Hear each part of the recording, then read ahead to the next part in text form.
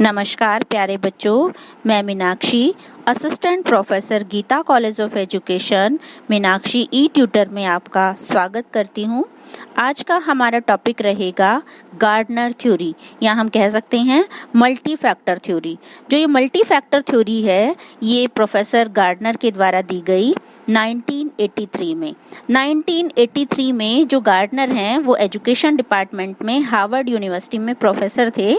उन्होंने बताया कि ये मल्टीपल इंटेलिजेंस थ्योरी जो है ये कैसे काम करती है, और इसी थ्योरी की वजह से उनको इतनी प्रसिद्धि मिली कि ये थ्योरी जो है ये एक फेमस थ्योरी बन गई। इस थ्योरी के अकॉर्डिंग उन्होंने बताया कि कैसे हम एक काम को करते हुए बहुत सारी बातों का ध्यान रखते हैं, या हम कह सकते हैं कि बहुत सारी बातें, बहुत सारा चिंतन, बहुत सारी इमेजिनेशन पावर, बहुत सारी तर्क हमारे अंदर उस काम को करते हुए जुड़ते हैं।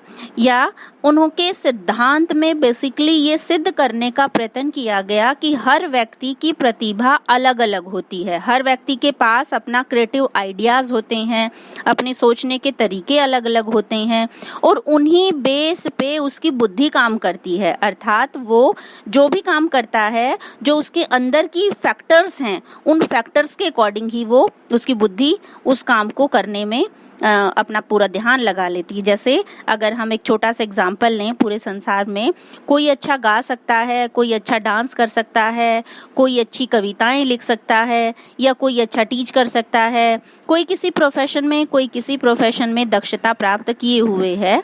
अगर हम एक छोटे बच्चे की बात करें तो एक छोटा बच्चा जो है उसको भी मैथमेटिक्स अच्छा लग सकता है, साइंस अच्छी लग सकती है, या उसको कोई भी चीज़ अपनी तरफ आकर्षित कर सकती है। तो डिपेंड होता है कि उसके अंदर किस तरह की इमेजिनेशन पावर, किस तरह की लॉजिकल पावर, किस तरह की थिंकिंग कैपेसिटी। अर्थात हर बच्चे के अंदर अपनी अलग अलग इमेजिनेशन, अलग अलग थिंकिंग कैपेसिटी होती हैं, और जिसकी वजह से हमारा जो काम करने का तरीका है वो प्रभावित होता है। तो इसी फैक्टर को इन्होंने सिद्ध करने का प्रयत्न किया है अपनी मल्टीपल फैक्टर थ्योरी में। तो आगे देखते हैं, आप नोट्स में देख भी पा रहे हैं। जैसे इन्होंने जो अपना बुद्धि सिद्धांत दिया है उसमें कहा है कि बुद्धि कोई एक तत्व नहीं है, अपितु भिन्न भिन्न प्रकार की बुद्धियों का अस्तित्व होता है, और प्रत्येक बुद्धि एक दूसरे से स्वतंत्र रहकर कार्य करती। इसका अर्थ यह हुआ कि यदि किसी व्यक्ति में किसी एक बुद्धि की मात्रा अधिक है तो अनिवार्य रूप से इसका यह संकेत नहीं है कि उस व्यक्ति में किसी अन्य प्रकार की बुद्धि अधिक होगी, कम होगी, या कितनी होगी।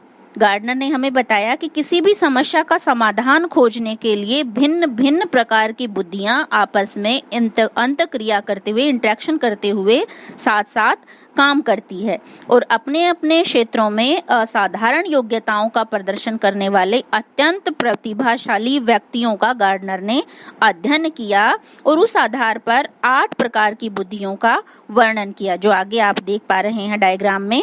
कौन कौन सी बुद्धि हैं? भाषागत, तार्किक, दैशिक, संगीतात्मक, या शारीरिक और गति संवेदी, अंतःव्यक्ति या अंतःव्यक्ति, और प्रकृतिवादी बुद्धि। सबसे पहली है भाषागत बुद्धि। भाषागत बुद्धि का एक छोटा सा एग्जाम्पल हम आपको दें।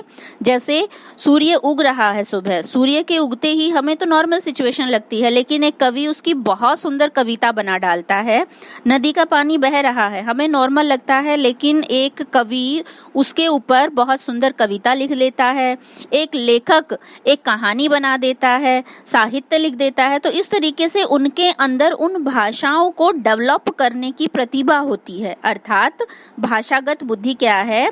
भाषा के उत्पादन और उपयोग के कौशल, अपने अपने विचारों को प्रकट करने तथा दूसरे व्यक्तियों के विचारों को समझने हेतु प्रवाह के साथ भाषा का उपयोग करने की क्षमता है। अर्थात जिन व्यक्तियों में ये बुद्धि अधिक होगी वे शब्द कुशल होते हैं, शब्दों के भिन्न भिन्न अर्थों के प्रति संवेदनशील होते हैं, और भाषा के बिंबों का निर्माण कर सकते हैं, और स्पष्ट भाषा का वो उपयोग करते हैं। जैसे आगे उदाहरण में आप देख पा रहे हैं कि लेखक और कवियों में ये बुद्धि अत्यधिक होती है। नेक्स्ट है तार्किक या गणितीय बुद्धि।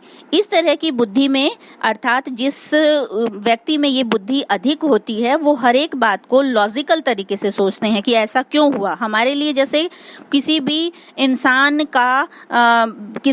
की मृत्यु हो जाती है तो हमारे लिए एक नॉर्मल सिचुएशन है कि ये प्रकृति का नियम है, ये हो रहा है इसीलिए। लेकिन जो लॉजिकल तरीके से सोचेगा उसके मन में बहुत सारे सवाल आएंगे कि ये पर्टिकुलर चीज हुई क्यों, कौन सी ऐसी चीज थी जिसकी वजह से हमारे शरीर ने काम करना छोड़ दिया। या हम यूं कह सकते हैं, जैसे आपने न्यूटन का नियम सुना होगा सेब के गिरने से ही उन्होंने अपने जो थ्योरी है उसको जन्म दिया था। हमारे लिए ऊपर से कोई वस्तु नीचे गिरती है, हम उसको बेसिकली नहीं सोचते, लेकिन उनके मन में सवाल आया कि ये कोई चीज नीचे ही क्यों गिरी, ऊपर आकाश में क्यों नहीं गई। तो इसके उदाहरण हमारे सामने हैं। जो वैज्ञानिक है या जो गणित की समस्याओं को हल करने में इंटरेस्ट लेते हैं या जो नोबेल पुरस्कार विजेता हैं, वो इस तरह की प्रतिभा या इस तरह की बुद्धि उनके अंदर विद्यमान होती है। नेक्स्ट है देशिक बुद्धि। अगर ये नाम आपको टफ लग रहा है तो आपको इसको लर्न करने के लिए विजुअल शब्द बहुत इजी पड़ेगा, अर्थात जिनके अंदर विजुअल इमेज ज़्यादा होती है, जैसे विमान चालक हैं, चित्रकार हैं, नाविक हैं, मूर्तिकार हैं, साज सज्जा विशेषज्ञ है, या जिनके अंदर इमेजिनेशन पावर ज़्यादा होती है, या जो किसी भी कॉन्सेप्ट को बहुत बारीकी से समझ लेते हैं, या हम कह सकते हैं कि वस्तुओं को याद रखने की क्षमता वाले होते हैं ये लोग, और सरलता से किसी भी सूचनाओं को अपने मस्तिष्क में रख लेते हैं। नेक्स्ट है संगीतात्मक या म्यूजिकल थ्योरी। संगीतात्मक जो फैक्टर है वो कैसे काम करता है, जैसे आपने बहुत सारे लोगों को देखा होगा, वो सुर लय ताल का बहुत ध्यान रखते हैं। जैसे जो टीवी चैनल्स हैं उनमें जो भी गायकों के प्रोग्राम आते हैं उनमें आपने देखा होगा, हमारे लिए तो जो वो गाते हैं नॉर्मल लगते हैं, हमें सभी अच्छा गाते हैं, लेकिन वो बहुत ही क्रिटिकली एनालाइज करते हैं कि आपने यहाँ इतने सुर में गाया है, इतनी लय को ऊंचा किया है या कम किया है। तो बेसिकली इस तरह के जो लोग हैं उनमें ध्वनियों को पहचानने की क्षमता ज्यादा होती है, या ध्वनियों में जो नई अभिरचनाएं हैं उनके सृजन के प्रति ये अधिक संवेदनशील होते हैं। तो इसके नाम से स्पष्ट पता लग रहा है जो भी म्यूजिशियन है वो इस कैटेगरी में आते हैं। नेक्स्ट है गति संवेदी या शारीरिक। इसमें किस तरह की बुद्धि वाले लोग आते हैं, जो अपने शरीर को लचीला बनाकर प्रयोग करना जानते हैं, या हम कह सकते हैं जो पेशीय कौशल का उपयोग करना अच्छी तरह से जानते हैं। जैसे हम कह सकते हैं कि जो नृत्यक हैं, खिलाड़ी हैं, जिम्नास्टिक हैं, वो इस कैटेगरी में शामिल होंगे। नेक्स्ट है इंट्रापर्सनल।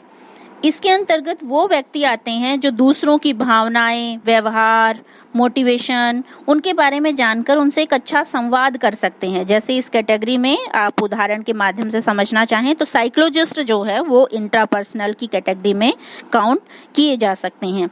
नेक्स्ट है इंटरपर्सनल जो दूसरों की भावनाओं को समझते हैं, और इंट्रापर्सनल जो खुद के बारे में जानने वाले होते हैं, जैसे दार्शनिक हैं या धार्मिक नेता है, धार्मिक गुरु हैं, वो इस कैटेगरी में शामिल होते हैं। नेक्स्ट है प्रकृतिवादी का इसके नाम से स्पष्ट पता लग रहा है। प्रकृतिवादी अर्थात एक ऐसी विचारधारा रखने वाले लोग जो प्रकृति से जुड़े हुए हैं, या एक ऐसी विचारधारा जो प्रकृति से जुड़ी हुई है, या हम कह सकते हैं कि नेचर के बारे में जो अधिक जानकारी रखने वाले लोग हैं वो इस कैटेगरी में शामिल होते हैं। जैसा आप नोट्स में देख पा रहे हैं, पर्यावरण के प्राकृतिक पक्ष की विशेषताओं के प्रति संवेदनशीलता इस बुद्धि के अंदर समाहित होता है। प्राकृतिक पर्यावरण से हमारे संबंधों की पूर्ण अनभिज्ञता, अर्थात जो प्रकृति है उसके पूरे रिलेशन कैसे वो काम करती है उससे जुड़े हुए लोग होते हैं ये।